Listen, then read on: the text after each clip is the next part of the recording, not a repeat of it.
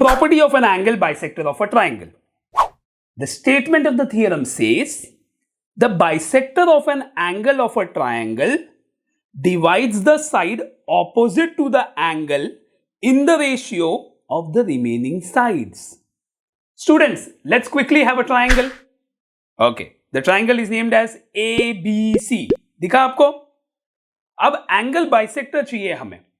Angle bisector मतलब वो ए पे भी हो सकता है, बी पे भी हो सकता है, सी पे भी हो सकता है. हम लेते हैं सी पे.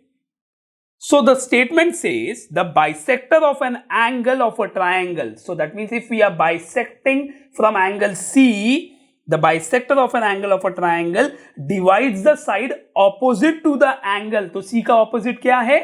AB. यहां पे एक पॉइंट आ गया. Let's name it as point E. Divides the side opposite to the angle in the ratio. मतलब AE upon EB of the remaining side equal to CA upon CB. Remaining sides तो यही हो गए ना. मतलब angle C जहां से हमने एंगल बाइसेक्ट किया उसका opposite side AB is divided in two ratios AE and EB. इसके ratios AE upon EB should be equal to the ratio of the remaining sides, that is CA upon CB. This is to prove. So students, understood this? Let's begin with the given part. In triangle ABC, bisector of angle C intersects segment AB in the point E. To prove, पता है हमको AE upon EB is equal to CA upon CB. समझ में आ गया आपको? Let's move ahead. So we need to prove that AE upon EB is equal to CA upon CB. Students, remember this thing. Angle bisector theorem is an extension of basic proportionality theorem. And according to basic proportionality theorem, we require two parallel lines in a triangle. Correct? अब हमारे पास तो parallel lines नहीं है. So we need to construct something here. Draw a line parallel to ray CE. Now this line can be from vertex B. दिख रहा है आपको? या तो from vertex A. दोनों भी चलेगा. Let's keep it as from vertex B. So let's write in the construction. Draw a line parallel to ray CE passing through the point B. Got it? We got two parallel lines. But यहां पे तो triangle पूरा नहीं बन रहा है. Don't worry students.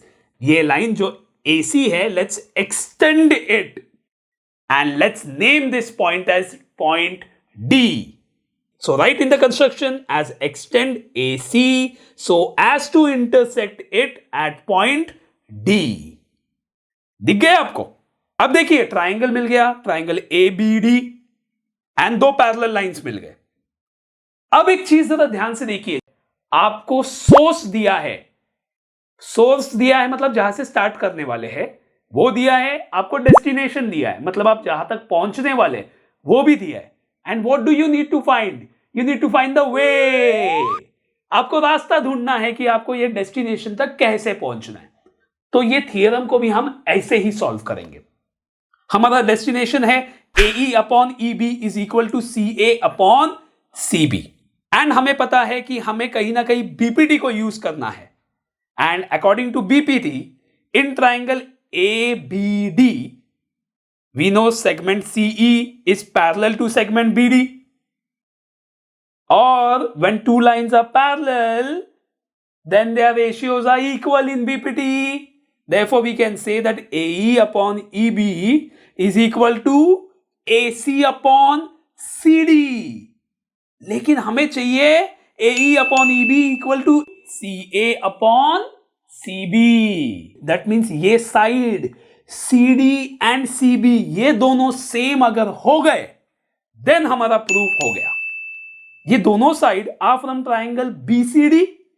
Okay, एक triangle में दो साइड्स इक्वल कब होंगे? जब उनके एंगल्स इक्वल हो सकते हैं. राइट। अब हमारा एम होगा to prove that angle B is congruent to angle D. अगर ये हो गया देन हम प्रूव कर पाएंगे कि C B is equal to C D, और ये हो गया तो हम कह सकते हैं कि A E upon E B is equal to C A upon C B. तो ठीक है, यहां तक तो समझ में आ गया। अब ये कैसे प्रूव करें कि angle B is congruent to angle D? दो पैरेलल लाइंस दिए हैं, तो चलिए एक एक ट्रांसवर्सल्स देखते हैं। देखिए ये दो पैरेलल लाइन है सीई एंड बीडी, एक ट्रांसवर्सल एडी हो गया। ओके, जब एडी एक ट्रांसवर्सल हो गया we can get the corresponding angles या तो ऑल्टरनेट एंगल्स। ओके, एंड दूसरा ट्रांसवर्सल बीसी हो गया। देखिए दिख गया, तो यहां से भी या तो करस्पॉन्डिंग एंगल मिलेगा या तो ऑल्टरनेट एंगल मिलेगा। तो चलो प्रूफ करते हुए देखते हैं कि कहां पे करस्पॉन्डिंग एंगल मिलेगा, कहां पे ऑल्टरनेट एंगल मिलेगा, एंड कहां पे हम प्रूफ कर पाते हैं कि angle B is congruent to angle D.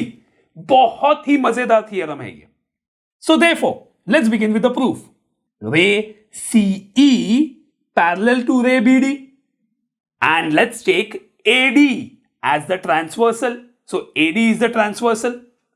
When AD becomes the transversal, you can say that angle ACE is equal to angle CDB. देखा आपने ये दोनों भी एंगल? देखिए ACE and CDB both are corresponding angles. दो parallel lines, एक transversal, तो दोनों corresponding angles are equal. So therefore angle AC equal to angle CDB, reason will be corresponding angles. Mark it as equation number 1। देखिए angle D हो गया, अब हमें चाहिए एंगल बी। अब लेते हैं बीसी एज द ट्रांसवर्सल, ये भी तो दो पैरेलल लाइन के बीच में है। यहां से हमें क्या मिलता है? We get angle ECB equal to angle CBD. दिख गया? ये कैसे टाइप के एंगल्स है? They are alternate angles. दिख गया? Alternate angles. Good, reason will be alternate angles. Mark it as equation number 2। अब देखिए right side of equation number 1 and equation number 2, angle CDB, angle CBD. हमें भी क्या चाहिए? हमें एंगल ये बी और एंगल डी इक्वल चाहिए। राइट हैंड साइड इक्वल कब होंगे? जब लेफ्ट हैंड साइड इक्वल है। लेफ्ट हैंड साइड इक्वल है क्या? Angle ACE and angle ECB. ये इक्वल तो नहीं है लेकिन फिगर में देखते हैं। एंगल एसीई, एंगल ईसीबी, अरे ये दोनों एंगल्स तो इक्वल है। क्यों? बिकॉज एंगल सी से तो बाइसेक्टर हुआ है and it divides both the angles into equality.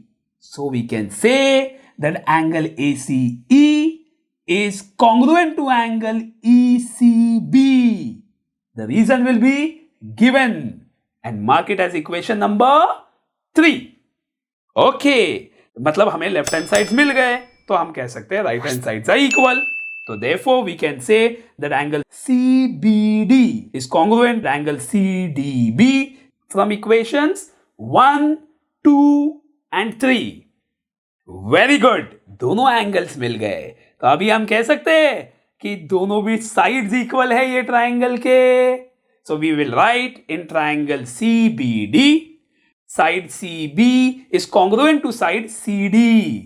Reason will be sides opposite to congruent angle. एक ट्राइंगल में दोनों एंगल्स इक्वल है तो दोनों साइड्स भी इक्वल हो जाएंगे. Therefore CB is equal to CD. Mark it as equation number 4. अब मिल गया हमें CB equal to CD. तो चलिए आगे तो आपको पता ही है. In triangle ABD, segment CE parallel to segment BD. ये कहां से आया? We constructed, right? So the reason will be construction. Therefore AE upon EB is equal to AC upon CD by basic proportionality theorem. Mark it as equation number 5. अब आपको पता है कि CD is equal to CB prove हो गया है. Therefore the last step will be AE upon EB is equal to AC upon CB from equations 4 and 5. I hope you understood this theorem, students. ध्यान से कीजिएगा and कोशिश कीजिए कि ये थियरम आप कोई आपके फ्रेंड को समझाइए, क्योंकि दूसरों को समझाने से you will always improve yourself. Good luck. Thank you.